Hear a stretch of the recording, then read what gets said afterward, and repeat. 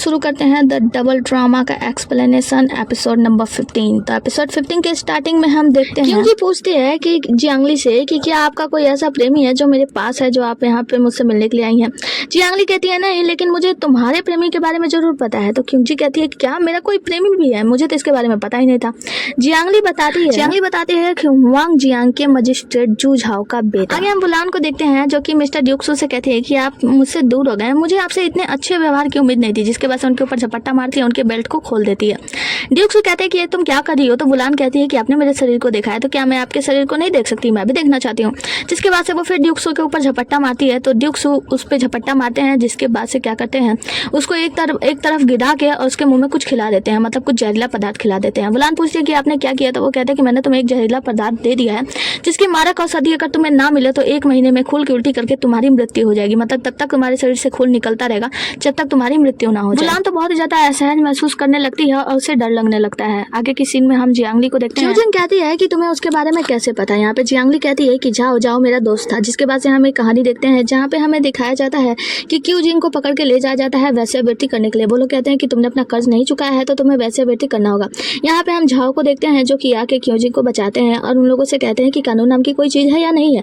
बताओ, एक लड़की जब वो कह रही है कि वो तुम्हें अपने पैसे लौटा देगी, मतलब जो उसके पिता ने कर्ज लिए वो तुम्हें लौटा देगी, फिर भी तुम उसे पकड़ के वैश्यावृत्ति करने के लिए ले जा रहे हो। वो एक अच्छी महिला है, वो तुम्हारे कर्ज चुकाने की बात करिए और तुम लोग उसे पकड़ के ले जा रहे हो कि मैं कानून के हिसाब से तुम लोगों को सजा दे सकता हूँ। तुम्हें पता है कि नहीं, मैं तुम लोग को पीट के मार डालूंगा। तो यहाँ पे वो लोग जो होते हैं वो झपट्टा मारते हैं, कहते हैं कि इस लड़की को पकड़ो, इसे तो वैश्यालय जाना ही होगा। मिस्टर झाओ से कहते हैं कि तुम दूर हट जाओ, तुम इस मामले में मत पड़ो, इसके ऊपर बहुत ज्यादा कर्जा है। मिस्टर झाओ कहते हैं बात मानो मेरी, वरना तुम्हारे लिए अच्छा नहीं होगा। जिसके बाद से वो लोग झपट्टा मारते हैं और मिस्टर झाओ सभी को मार के ढेर कर देते हैं। 7 महीने भी बहुत ही ज्यादा पिटाई पड़ी होती है। सबको मार पीट कर जब किनार कर देते हैं तो यहाँ सबको वहां से भगा देते हैं। जिसके बाद से मिस्टर झाओ जो होते हैं वो क्यूजिंग से कहते हैं कि देखो, मैंने इन लोगों को मारा पीटा तो है, लेकिन ये लोग अब सुधरने वाले नहीं है। ये लोग दोबारा तुम्हारे पास पैसे लेने के लिए जरूर आएंगे, दोबारा तुम्हें परेशान करेंगे। तो मैं हर 5 दिन बाद तुम्हारे पास आऊंगा, चांदी के सिक्के दे दूंगा जो तुम बदले में इन लोगों को दे देना। तो वो कहती है कि लेकिन आपको भी बहुत ज्यादा चोट लगी है। मिस्टर झाओ कहते हैं इस बात की कोई भी चिंता नहीं है। और हम देखते हैं कि मिस झाओ ये सब कुछ जियांगली को बता रही होती है। कहती है कि मुझे नहीं पता था कि वो व्यक्ति सच में मेरी मदद करने के लिए हर 5 दिन के बाद मुझसे मिलने आएगा, और वो हर 5 दिन के बाद मुझसे मिलने के लिए आया करता था और मुझे पैसे दिया करता था। जियांगली बताती है कि जब भी वो आपसे मिलने के लिए आया करता था तो एक अलग ही कपड़े पहन के आया करता था लुआंग आने से पहले। कहती है कि ऐसा लगता है कि आपको उसके बारे में बहुत अच्छे से पता है, बहुत करीब से जानती है आप उसे। तो जियांगली कहती है कि हाँ, क्योंकि झाओ की बहन ना मेरी बहुत अच्छी दोस्त थी और वो मुझे इन सब बारे में बताया करती थी। यहाँ हमें एक फ्लैशबैक दिखाया जाता है जहाँ पे एक लकड़ी के बक्से पे वो अपना नाम गोद रहे होते हैं। तो जियांगली कहती है कि आप क्या कर रहे हो, बहुत ही ज्यादा बदसूरत लग रहा है। तो वो कहता है कोई बात नहीं, मैं दूसरा कर लूंगा। और वो बहुत सारे बक्से रखे होते हैं। जियांगली कह रही होती है कि आप इतने सारे बक्से क्यों रखे हैं। तो उसका भाई बताता है कि ये मेरी प्रेमिका के लिए। तो वो कहते हैं कि नियमित रूप से जब लोग किसी को कोई गिफ्ट देते हैं तो उस पर उसका नाम लिखते हैं, तो आपने अपना नाम क्यों लिखा। तो झाओ बताता है कि मैंने अपना नाम इसलिए लिखा क्योंकि जब मेरी प्रेमिका के पास ये डब्बा जाए ना तो वो डब्बा देखकर मेरे बारे में याद कर सके, मैं उसे बहुत प्यार करता हूँ ना। तो जियांगली कहती है सही बात है। देखते हैं कि जो बताती है कि जब वो मुझसे मिलने आया करता था तो मैं एक सभ्य महिला हुआ करती थी, लेकिन अब मैं एक सभ्य महिला नहीं हूँ और मेरा उससे मिलना अच्छा नहीं होगा। मतलब कि अब वो मुझसे ना ही मिले तो अच्छा है, इसीलिए मैंने उसकी खोजबीन नहीं की। जहाँ पे जियांगली कहती है कि वो आपसे बहुत प्यार करता था, ऐसा नहीं है कि वो आपसे मिलने नहीं आ सका। दरअसल बात यह है कि वो तो अब मर चुका है, वो अब जिंदा ही नहीं है। यहाँ पे क्यूची जब ये सब सुनती है तो रोने लगती है। जियांगली बताती है कि जू झाओ को कुछ डाकुओं ने रास्ते में मार डाला और नदी में उसके शव को फेंक दिया। और यही नहीं, उसके परिवार के 3 व्यक्ति यानी उसके पिता, उसकी बहन, सबको आधे साल के भीतर यानी 6 महीने के भीतर बड़ा दुर्भाग्य झेलने का मौका मिला। उन सभी को जान से मार दिया गया था। मैं बस यहाँ पे सच्चाई पता लगाने के लिए आई हूँ। मैं जानना चाहती हूँ आपसे क्या आप कुछ जानती हैं, कुछ इसके बारे में जानती है, कुछ आप मेरी मदद कर सकती हैं तो मेरी मदद क्यों जी। उन्हें वही बॉक्स निकाल कर दिखाती है जो कि इनके भाई ने दिया था। वो कहती है कि लास्ट बार उसने मुझे ये दिया था और उसने इसमें 10 चांदी के सिक्के रखे थे और उसने कहा था कि जब वो पैसे मांगने वाले आए तो मैं उन्हें दे दूं। लेकिन जब उन लोगों को पता चला कि झाओ फिर से दोबारा नहीं आने वाला है तो वो लोग क्रूर हो गए और मुझे खींचकर इस वैश्यालय में लाकर भर्ती करा दिया। हाँ, इसके साथ उसने एक नक्शा भी दिया था जो मुझे पढ़ने नहीं आया, मतलब मुझे समझ नहीं आया कि इस नक्शे में क्या है, लेकिन मैं इसकी राइटिंग जरूर पहचानती हूँ कि ये झाओ की ही राइटिंग है। और वो जियांगली को देती है कि आप इसे बताइए, क्या आप इसके बारे में कुछ जानती हैं। जियांगली कहती है नहीं, मुझे भी इसके बारे में कुछ भी समझ नहीं आ रहा है। हालांकि ये तुम्हें हमें झाओ ने दिया था, तुम्हारे लिए दिया था, तो तुम इसे अपने पास रखो। वो बताती है कि ये चांदी के बीच में छिपा हुआ था और मैंने इसे किसी को नहीं दिया, मैंने सिर्फ आपको दिखाया है। जियांग ली ये नक्शा जो होता है वो क्यू जिंग को वापस दे देती है, जिसके बाद से क्यू जिंग पूछती है कि क्या मैं आपकी कुछ मदद कर सकती हूँ। जियांग ली कहती है कि हाँ, मैं पता लगाना चाहती हूँ कि आखिर इन 6 महीनों में उन परिवार के साथ क्या हुआ था, मतलब जो परिवार के सभी सदस्यों को क्यों मार दिया गया था, इसीलिए मैं तुमसे मिलना चाहती थी। मैं चाहती हूँ कि तुम पता लगाओ। देखो, तुम केशवा वैश्यालय में रह रही हो और केशवा वैश्यालय लुयांग सिटी का सबसे प्रसिद्ध वैश्यालय है, तो यहाँ पे बहुत ही बड़े बड़े लोग यहाँ पे आते जाते रहते हैं, तो तुम्हारे लिए पता लगाना आसान होगा। तो तुम एक काम करना, धीरे धीरे पूछताछ करके ये पता लगाना कि हुआई जियांग के मजिस्ट्रेट जू हुआयांग की मृत्यु कैसे हुई थी और उनके शव को कहाँ दफनाया गया था। जिसके बाद से जियांग ली इतना कहने के बाद वहाँ से जाने लगती है। तो यहाँ पे क्यूजी पूछती है कि क्या आप मुझे बता सकती हो कि झाओ का जो लाश है वो कहाँ दफनाया गया है। तो यहाँ पे जियांग ली बताती है कि झाओ का जो लाश है वो राजधानी में दफनाया गया है, और जब मैं पूरी सच्चाई का पता लगा दूंगी तो मैं निश्चित रूप से बता सकती हूँ कि उसके बहन, भाई और उसके पिता सबको एक साथ दफनाऊंगी, मतलब सबका क्रियाक्रम एक साथ होगा और उन्हें दोबारा से अपने सिटी में सम्मान पूर्वक आदर दिया जाएगा। जिसके बाद से हम देखते हैं कि क्यूजू जो होती है वो रोने लगती है, और यहाँ पे जियांग ली भी रोते हुए यहाँ से बाहर निकल जाती है। हाँ, तो एक तरफ क्यूजू रो रही होती है और दूसरी तरफ हम ड्यूक सू को देखते हैं, जो कि बुलान से बात करते हैं, कहते हैं कि तुम्हारे पास 2 रास्ते हैं, हमारी सेना में शामिल हो जाओ और चू लैंग को बाहर लाओ, तो मैं तुम्हें औषधि दे दूंगा, या फिर तुम मृत्यु को भी चुन सकती हो। तो बुलान कहती है कि जो चू लैंग है वो अच्छा अधिकारी है, मतलब हाँ बहुत ही मजबूत अधिकारी है, तो मैं आपसे एक बात पूछना चाहती हूँ कि अगर मैं चू लैंग को बाहर लाऊं, आपसे पकड़वा दूं, तो क्या आप अक्सर मुझसे यहाँ पे मिलने के लिए आया करेंगे। ड्यूक सू कहते हैं ये तो तुम्हारे प्रदर्शन पर निर्भर करता है, और वहाँ से बाहर निकल जाते हैं। ड्यूक सू यहाँ से बाहर जा ही रहे होते हैं, तभी यहाँ पे जियांग ली आती है। ड्यूक सू, आप यहाँ पे क्या कर रहे हैं। जियांग ली को देखकर ड्यूक सू बताते हैं कि मैं यहाँ किसी मामले की जांच करने के लिए आया था। जियांग ली कहती है कि क्या मतलब क्या संयोग है, मैं भी यहाँ पे लुयांग सिटी में आई थी और आप भी आगे जांच करने के लिए मामले। ड्यूक सू कहते हैं कि आप कहने क्या चाहती हैं, इसका मतलब यह है कि मैं आपका पीछा कर रहा था। तभी हम देखते हैं कि वुलान आती है, जो कि अपने कपड़े उपड़े खोल के आती है और कहती है कि ड्यूक सू आप ऐसे ही आ गए, आपके कुछ जरूरी सामान अंदर छूट गया था। ड्यूक सू उसे देखते हैं, फिर उसके बाद से वुलान जो होती है वो ड्यूक सू के पास जाती है, जिसके बाद से उसका जेट पेंडेंट देते हुए कहती है कि ये आपका जेट पेंडेंट यहीं पे छूट गया था। ड्यूक सू उस जेट पेंडेंट को खींच लेते हैं, तो वुलान कहती है कि अगर आप चाहें तो ये कीमती जेट पेंडेंट आप मुझे भी दे सकते हैं, क्योंकि ये मुझे बहुत पसंद आया।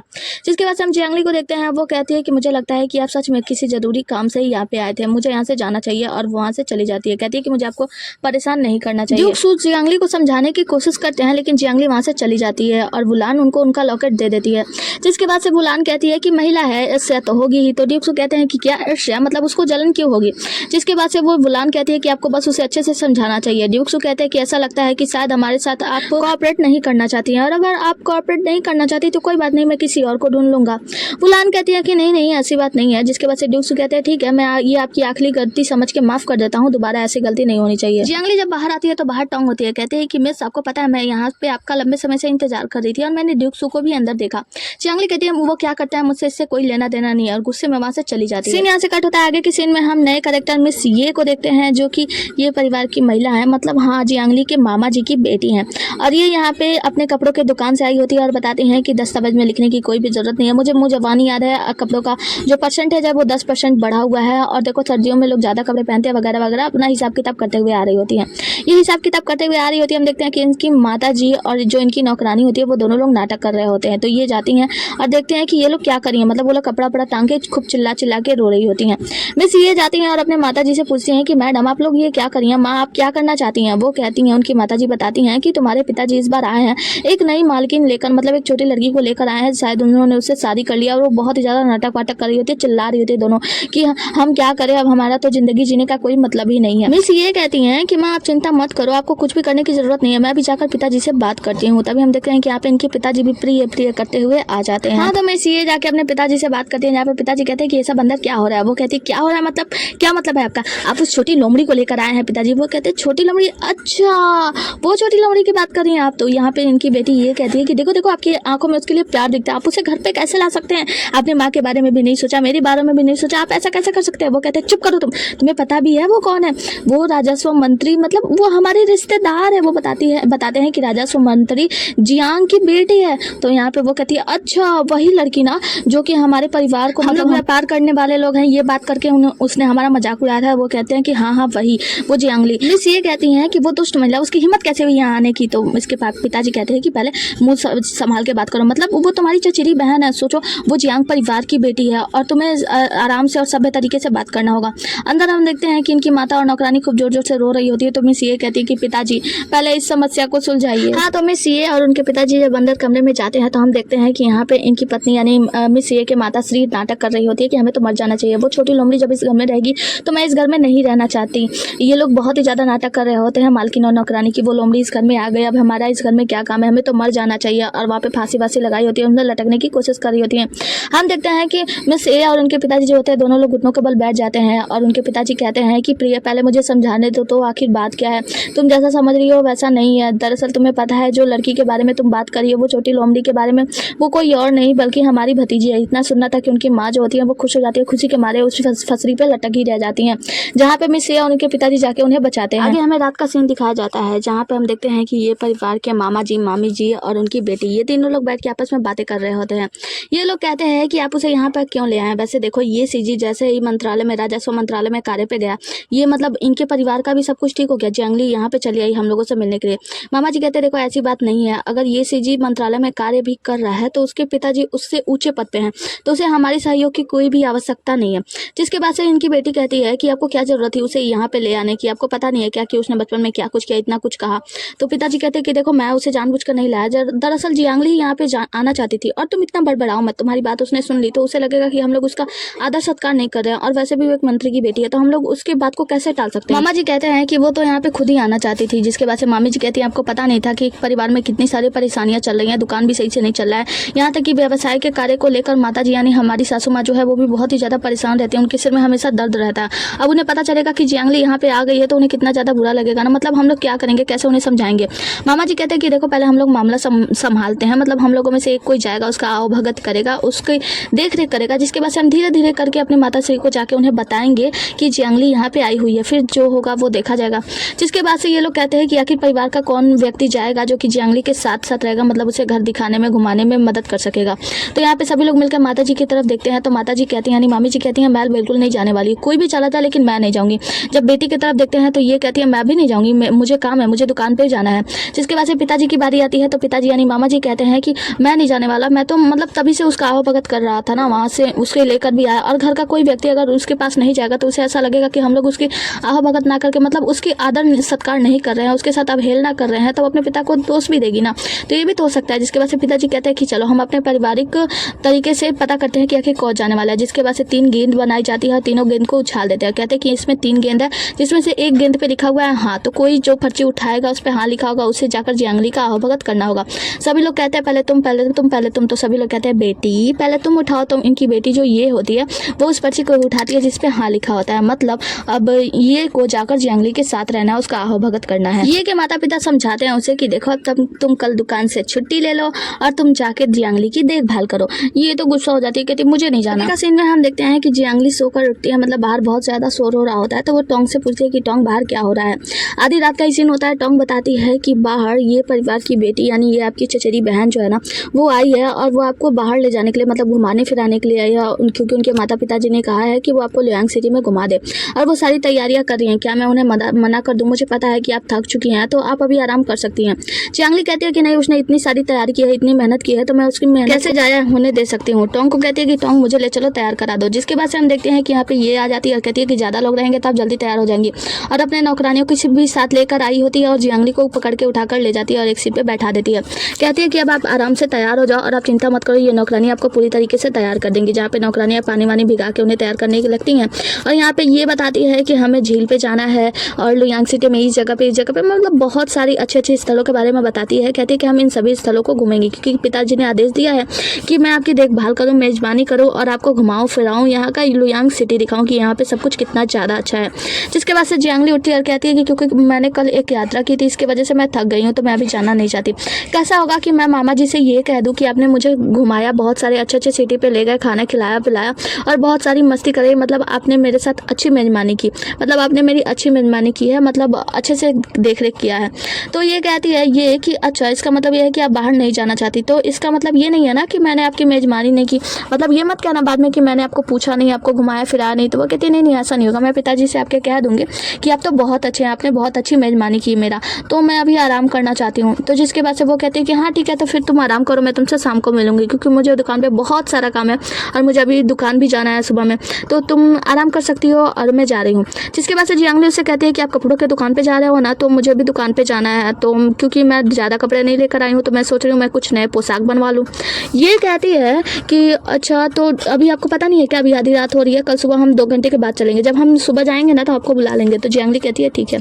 जिसके बाद से ये चली जाती है और जियांगली और टोंग दोनों जमा ही लेते हैं, मतलब इन्हें नींद आ रही होती है ना। सीन यहाँ से कट होता है, आगे का सीन हमें दूसरे दिन का दिखाया जाता है, जहाँ पे हम देखते हैं जियांगली और ये टोंग ये लोग पहुँचते हैं कपड़े की दुकान पे। कपड़े के दुकान पे पहुंचने के बाद हम देखते हैं कि यहाँ पे दुकानदार से एक व्यक्ति बहस कर रहा होता है कि इस महीने में इतनी कमाई हुई है, तुम ऐसे कैसे रसीद वसीद बना सकते हो। हम देखते हैं कि ये जियांगली का तीसरा मामा है, जहाँ पे हम जियांगली पूछती है कि क्या प्रॉब्लम है, तो ये बताती है कि ये मेरे तीसरे अंकल हैं और ये जरूर किसी व्यवसाय में फंस गए होंगे, मतलब उनका पैसा में घाटा वाटा हो गया होगा, इसीलिए यहाँ पे पैसे लेने के लिए आए हैं। तुम यहीं रुको, मैं अभी मामले को सुलझा कर आती हूँ। जिसके बाद से ये जाती है अपने चाचा जी के पास, कहती है कि चाचा जी आप यहाँ पे क्या कर रहे हैं। तो चाचा जी कहते हैं कि मैंने एक बहुत ही अच्छा व्यावसायिक मामला देखा है, तुम्हें पता है वहाँ पे कुछ पैसे लगाने के बाद मैं बहुत सारे पैसे जीत सकता हूँ, तो तुम एक काम करो, जल्दी जल्दी मुझे कुछ पैसे दे दो। ये कहती है कि चाचा जी कितने पैसे चाहिए, तो वो कहते हैं कि 1000 टेल चाहिए। तो वो कहते हैं क्या इतना ज़्यादा।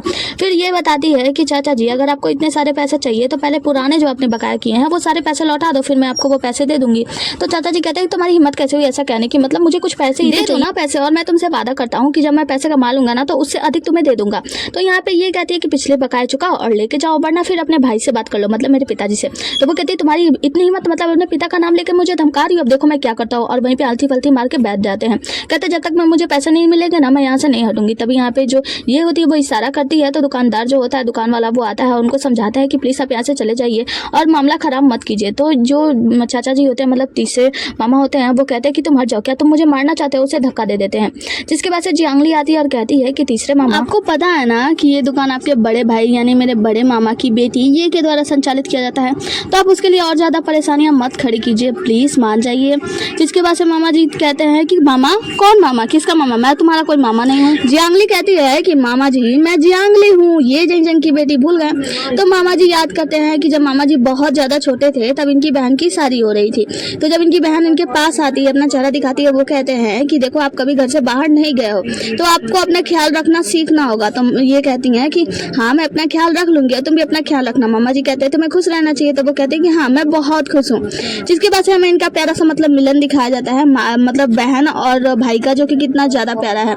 यहाँ पे मामा जी को याद आ जाता है, और मैं बता दूं कि मामा जी का नाम मैंग्यू है। जिसके बाद से एक दूसरा सीन दिखाया जाता है जहाँ पे हम देखते हैं मैंग्यू अपना सर पटक रहा होता है और अपनी माँ से कह रहा होता है कि माँ मुझे प्लीज जियांग परिवार में जाने दो, मुझे अपनी भांजी जियांगली को लेकर आना है, माँ मुझे जाने दो, मुझे भांजी को लेकर आना है। तुम्हें पता है जब मेरी बहन छोटी थी तो उसे अंधेरे से डर लगता था, वो डर रही होगी माँ। तो यहाँ पे रानी जी कहते हैं कि वो जियांग परिवार की सदस्य है और जब उसकी मृत्यु वहाँ पे हो गई है तो हाँ निश्चित रूप से वो वहीं के लिए भूत बन जाएगी और जियांगली के बारे में सोचने की तुम्हें कोई भी आवश्यकता नहीं है। मतलब मामा जी अपनी बहन से बहुत ज्यादा प्यार करते हैं। कुछ याद करते करते मामा की आंखों में आंसू आ जाते हैं और वो कहते हैं कि ली क्या तुम सच में जियांगली हो ना। तो वो कहती है कि हाँ मामा जी मैं जियांगली हूँ, झंझंग की बेटी। जिसके बाद से वो कहते हैं कि तुम काफी बड़ी हो गई हो और इतने दिनों तक तुम कैसे रही। वो कहती है कि मैं अच्छे से रही और लंबी कहानी है, मैं आपको विस्तार से बताऊंगी। तो वो रोने लगता है, कहते हैं कि अब मुझे पैसे नहीं चाहिए और अपने साथी के साथ वहाँ से चले जाते हैं। वैसे कचन सिस्टर ये जो होती है वो कहती है कि जियांगली आपको कपड़े चाहिए ना, और देख लो आपको क्या कपड़ा पसंद है, मैं आपके लिए कपड़े बनवा दूंगी। वो कहते हैं कि आओ मैं तुम्हें कुछ कपड़े दिखाती हूँ। जिसके बाद से दुकान वाला जो होता है वो कुछ कपड़े दिखाने लगता है और ये लोग कहते हैं बहुत उच्च गुणवत्ता के कपड़े हैं। तब यहाँ पे एक आदमी आता है और कहता है कि मिस्टर कियांग आप कहाँ हैं। तो यहाँ पे ये कहती है क्या हुआ चाचा जी। तो वो कहते हैं कि मुझे धन वापसी चाहिए। तो वो कहते हैं क्या पैसे वापस। तो वो कहता है कि हाँ देखो अब हम और ज्यादा लटका नहीं सकते क्योंकि तुम्हारे पिताजी यहाँ नहीं है, तो आओ मैं तुमसे ही बात करता हूँ। और यहाँ पे ये लेकर चली जाती है चाचा जी से बात करने। आगे जियांगली टोंग के साथ वापस घर पे आती है तो वो कुछ सोच रही होती है। टोंग पूछती है कि आप क्या सोच रही हैं। वो कहती है कि मुझे ऐसा लगता है कि ये परिवार शायद किसी मुसीबत में है और ये मुसीबत शायद बहुत ही ज्यादा बड़ी है। तभी हम देखते हैं कि ये सुनती है कि जो कियांग होते हैं इसके मामा जी, वो मिस्टर कियांग बातें कर रहे होते हैं किसी से कि वो मिंग्यू मतलब इतने सालों से घर से बाहर रहा, वो क्या बन गया है एक डाकू, किस किस दुकानों से पैसे लूटे उसने, किस किस दुकानों से पैसे मांगे हैं। तभी जियांगली यहाँ पे टोंग के साथ पहुंच जाती है। पूछते हैं कि जियांगली क्या हुआ, तुम अकेली चली गई, ये तुम्हारे साथ नहीं आई। तो वो कहती है कि मामा जी तो वो ना ये को कुछ जरूरी काम था और वो बहुत अच्छे से व्यवस्थित करी है सभी कुछ, इसलिए मैं अकेले चली आई। वैसे मामा जी क्या परिवार में कुछ प्रॉब्लम है। तो मामा जी इससे पहले कि कुछ बताते तभी इनकी पत्नी यानी मामी जी आ जाती हैं और मामी जी आके कहती हैं कि प्रिय सुनो बाहर गवर्नर टोंग आए हुए हैं। तो वो कहते हैं क्या गवर्नर टोंग। तो वो कहती हैं कि हाँ। वो कहते हैं वो क्यों आए हैं और फिर उन्हें सभी लोग देखने के लिए चले जाते हैं। जिसके बाद से मामा जी लोग जब सभी लोग बाहर जाते हैं तो यहाँ पे मिस्टर जू आए होते हैं। मिस्टर जू कहते हैं कि गवर्नर टोंग ने आपको बुलावा भेजा था मिलने के लिए, आप क्यों नहीं आए। यहाँ पे मामा जी कुछ कहते हैं इससे पहले मामा जी बोल पड़ते हैं कि क्या बात है, मतलब क्या किया है मेरे पति ने जो गवर्नर टोंग उन्हें बुला रहे हैं। मिस्टर झू कहते हैं कि आपकी पत्नी काफ़ी गुस्से वाली हैं। वो कहते हैं माफ़ कीजिएगा, मेरी पत्नी थोड़ा ज़्यादा बोल गई। आप कहिए क्या कहना चाहते हैं। वो कहते हैं कि गवर्नर टोंग ने आपको मिलने के लिए बुलाया है। तो मामा जी कहते हैं ठीक है, मैं आपके साथ चलने के लिए तैयार हूँ। जिसके बाद से जियांगली से कहते हैं कि मैं सोच रहा था कि माँ से तुम्हें 1-2 दिनों में मिला दूँ, लेकिन मुझे कुछ ज़रूरी काम आ गया है तो मैं बाहर जा रहा हूँ, तो जब मैं आऊँगा तब मैं तुम्हें माँ से मिलाने के लिए ले चलूँगा। वो कहती है कि मामा जी पहले आप अपना आवश्यक काम पूरा कीजिए। जिसके बाद से वो अपने पत्नी को समझाते हैं कि देखो दुकान पर जब कोई भी ऐसे मामला आए तो मेरी बेटी ये को कह देना, वो संभाल लेगी, मतलब वो संभालेगी, इसके बदले में उसे अच्छा एक्सपीरियंस भी हो जाएगा। और कहते हैं कि हाँ, जहाँ तक गवर्नर टोंग की बात है, मैं उनसे मिलने जा रहा हूँ, ये बात माँ को मत बताना, वो बेमतलब का ही परेशान होने लगेंगी, फिक्र करने लगेंगी। जिसके बाद से मामा जी यहाँ से मिस्टर झे के साथ, मतलब मिस्टर झा के साथ जाने लगते हैं। तो मामी जी कहते हैं कि कितना समय लगेगा आने में। तो मिस्टर झे कहते हैं मुझे नहीं पता, ये तो आपको गवर्नर टोंग से ही पूछना होगा। तो मिस्टर कियांग बातें करने के बाद यहाँ से चले जाते हैं। आगे की सीन में हम देखते हैं ड्यूक सू को, जिनसे मिलने के लिए आई होती है। हाँ, तो वुलान कहती है कि चूलैंग 7 दिनों के बाद आने वाला है, आप तैयार हो जाइए। जिसके बाद से ड्यूक सू उसे दवाई फेंक के देते हैं। वुलान उनके पास जाती है और जाके उनके करीब बैठ जाती है और दवाई का डब्बा दिखाते हुए कहती है कि आप मुझे खुद खिला दो ना। तो ड्यूक सू उस दवाई का डब्बा अपने हाथ में ले लेते हैं और कहते हैं कि अगर आपको नहीं खाना है तो इसे फेंक दो, और फेंक देते हैं। जब वो फेंक देते हैं तो वुलान दौड़ के जाती है और उस दवाई को पकड़ लेती है। जिसके बाद से वो उस दवाई को खा लेती है और खाने के बाद कहती है कि जब आपके पास समय हो तो मुझे बता दीजिएगा, मैं आपके साथ एक अच्छा समय बिताना चाहती हूँ। और वुलान वहाँ से चली जाती है। अब हम यहाँ पे देखते हैं कि लू जी जो होता है वो ड्यूक सू का मजा ले रहा होता है। कहता है कि वैसे प्यार का कर्ज उतारना इतना आसान नहीं है, वो तो आपसे प्यार करने लगी, आपके प्यार में पड़ गई है। ड्यूक सू कहते हैं कि बकवास बंद करो। जिसके बाद से हम देखते हैं कि यहाँ पे वान जी आता है और वान जी आके ड्यूक सू को बताता है कि ये परिवार के मुखिया यानी तियांग जो है वो गिरफ्तार हो चुके हैं और ये बातें फैल चुकी हैं और उनके परिवार ये सब बातें छिपा भी नहीं सकते, मतलब जल्दी सबके सामने भी आने वाली है। तो यहाँ पे जो लू जी होता है वो कहता है कि जियांगली मैडम भी वही थी, मैंने सुना, लेकिन उन्होंने कुछ नहीं किया। इसका मतलब क्या ये है कि वो शांत रहने वाली हैं? तो कुछ सोचा भी नहीं है क्या उन्होंने? वैसे तो उनके परिवार में अब सिर्फ लेडीज ही बच गई हैं, तो वो क्या कर लेंगी? ऐसा लगता है कि ली परिवार तो उन्हें पूरी तरीके से समाप्त ही कर देगा। तो यहाँ पे ड्यूक सू कहते हैं कि डोंट जज a book by its cover, मतलब जियांगली को देखकर ऐसा मत सोचो। मुझे ऐसा लगता है कि जियांगली जरूर कुछ ना कुछ बड़ा कर लेगी, मतलब पहले उसे कम आंकने की गलती बिल्कुल भी मत करना और अपना बकवास बंद करो, वरना फिर से तुम्हें डंडे ही पड़ेंगे। और कुछ सीखो यार लू जी कहता है कि महाराज क्या करे, मतलब अच्छा मौका है, चल के ये परिवार को बचा ले। तो यहाँ पे ड्यूक सू कहते हैं मुंह बंद करो। आगे किसी में हम देखते हैं कि जियांगली, मामी जी, उसकी चचेरी बहन और टोंग, ये सभी लोग जागे होते हैं और मामा जी का यानी कियांग का इंतजार कर रहे होते हैं।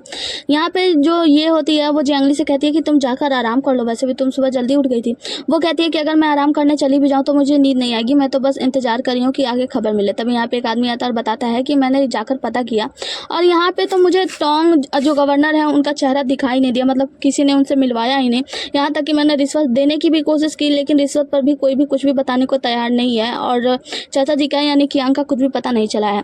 तो यहाँ पे मामी जी बहुत ही ज़्यादा गुस्सा होने लगती हैं और कहती हैं कि मुझे जाने दो, मैं जाकर देखती हूँ कि उन लोगों ने ऐसे कैसे गिरफ्तार कर लिया, मतलब कोई खबर नहीं है, मुझे पता लगाने दो। तो यहाँ पे उनकी जो बेटी होती है ना, ये वो रोकती है, कहती है कि माँ देखो आप मामले को और भी ज़्यादा गंभीर मत बनाओ। जिसके बाद से जियांगली इन्हें समझाती है बिना किसी दोष के, बिना किसी कागज पत्र के कार्यवाही के, मतलब बिना किसी कार्यवाही के गवर्नर ने मतलब मामा जी को गिरफ्तार कर लिया है और वो किसी बात का सबूत भी नहीं दे रहे हैं, कुछ ऐसा भी नहीं करना चाहते। तो मुझे ऐसा लगता है कि शायद वो लोग कुछ हमसे चाहते हैं, मतलब मामा जी के बदले में। और जो गवर्नर टोंग है वो सामने भी नहीं आ रहा है और आके ये भी नहीं बता रहा है कि क्या दोष है मामा जी का गिरफ्तार करने का। इसका मतलब ये है कि ऐसा लगता है कि गवर्नर टोंग भी ना बिचौलिया बना हुआ है, मतलब उनके पीछे ना किसी बड़े आदमी का हाथ है, कोई बड़ा आदमी है जो कि गवर्नर टोंग को ये करने के लिए मजबूर कर रहा है। तो ये लोग कहते हैं बड़ा आदमी क्या मतलब है तुम्हारा, मतलब ऐसा कैसा कोई बड़ा आदमी हो सकता है, मतलब हम लोग तो साधारण से व्यापारिक लोग हैं, हमने तो कभी किसी को परेशान भी नहीं किया, किसी को नाराज भी नहीं किया। तो यहाँ पे जियांगली बताती है कि आप लोगों ने परेशान नहीं किया, लेकिन आपको पता है क्या कि जो ये सीजी था जब हम लोग पढ़ाई करते थे एक साथ में, तो वहाँ पे ली लियांग था जिसने उन्हें अपने टीम में आने के लिए कहा था ताकि उनकी टीम जीत जाए और महाराज के सामने पुरस्कृत किया जाए। लेकिन ये सीजी जब उनके भावनाओं को समझ गया तो ये सीजी ने उनके टीम में जाने से मना कर दिया और उन्होंने हमारी टीम मतलब ज्वाइन कर ली। जिसके बाद से मुझे लगता है कि ली लियांग के परिवार वाले और ली लियांग गुस्सा है और वो शायद ली परिवार के लोग ही ये सब करवा रहे हैं। तो यहाँ पे मामी जी कहती हैं तो ये सीजी को भी तो खतरा है ना, ये सीजी भी तो वहाँ पे रह रहा है, उसके ऊपर खतरा है, अगर उसके साथ कुछ हो गया तो। ये लोग कहते हैं, मतलब जियांगली बताती है कि ऐसा कुछ नहीं है, वो लोग बस ये सीजी को धमकाना चाहते हैं, वो लोग ये सीजी का कुछ भी नहीं बिगाड़ सकते क्योंकि ये सीजी महाराज के द्वारा एक सरकारी मतलब सरकारी कार्य पे बैठ चुका है, एक मंत्री बन चुका है, तो ये सीजी का वो लोग कुछ बिगाड़ नहीं पाएंगे। इसीलिए वो बस ये सीजी को डराने की कोशिश कर रहे हैं मामा जी के द्वारा, मतलब मामा जी को गिरफ्तार करके। तो यहाँ यहाँ पे मामी जी कहती है तो फिर मुझे तुम्हारी बातें सुनकर राहत मिली, अब मुझे कुछ नहीं करना, लेकिन अब हम करेंगे क्या। जियांगली कहती है देखिए हमें शांति रखना होगा और शांति से हम सब कुछ का पता लगाएंगे और हर एक मतलब जो भी प्रॉब्लम है उस प्रॉब्लम को सॉल्व करेंगे। जिसके बाद से वो पूछती है ये से कि ये मुझे ये बताओ कि सूचो ब्रोकरेट क्या है। ये ले जाकर उन्हें कपड़े दिखाती हैं कि ये सूचो ब्रेड के कपड़े हैं और तुम्हें पता है ये हमारे ये परिवार के द्वारा बुनाई की जाती है।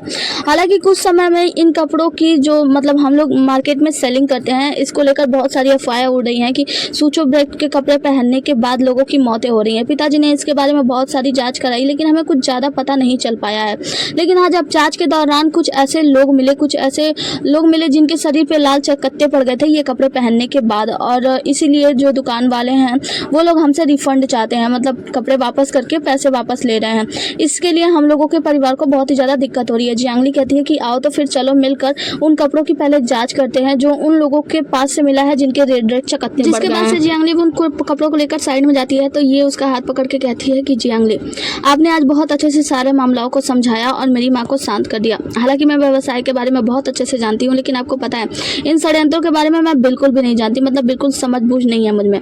जियांगली कहती है कि आप चिंता मत करो, हालांकि मैं आपके साथ हूँ तो सब कुछ ठीक हो जाएगा। वो कहती है कि जियांगली अगर आप ना होते तो हमारा क्या होता, पता नहीं ये परिवार के साथ इतने षड्यंत्र हो रहे हैं, पता नहीं ये परिवार रहेगा भी या नहीं रहेगा।